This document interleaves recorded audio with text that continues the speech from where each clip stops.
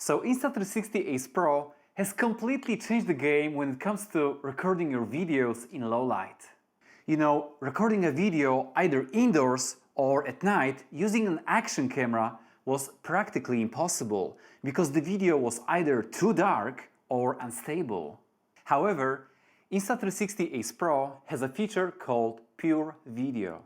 And somehow they managed to train the AI to analyze the whole scene, apply some noise reduction and improve the overall exposure even if you shoot in nighttime. And as a result, Ace Pro is the first action camera that you can use in low light. And honestly, you don't even need a gimbal for it because Ace Pro has a low light stabilization setting, which basically removes all the jitters and vibrations from your shots. Now take a look for yourself how it looks like when compared to GoPro.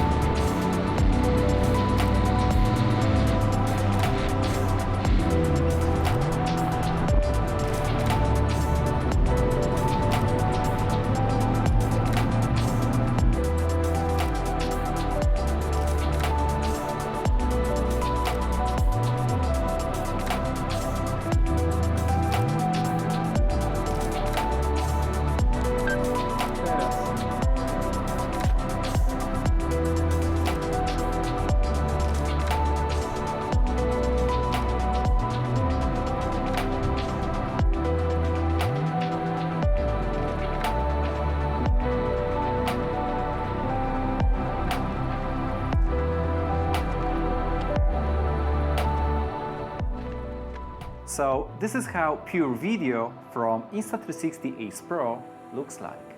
When you compare it to GoPro Hero 12 Black, well, it's not even a comparison. Because GoPro footage in low light is unstable and shaking all over the place. You see, hyper-smooth stabilization doesn't work well in low light.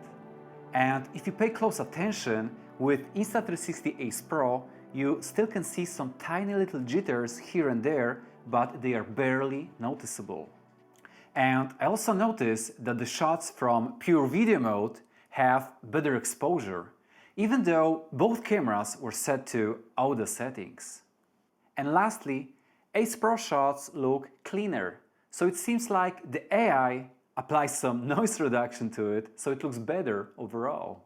So that being said, I think that Pure Video mode is really good, However, there is one thing for them to work on. When you enable Enhance Low Light Stabilization setting, sometimes you may experience some flickering in the lights. It may disappear after a moment, but sometimes it can stay there.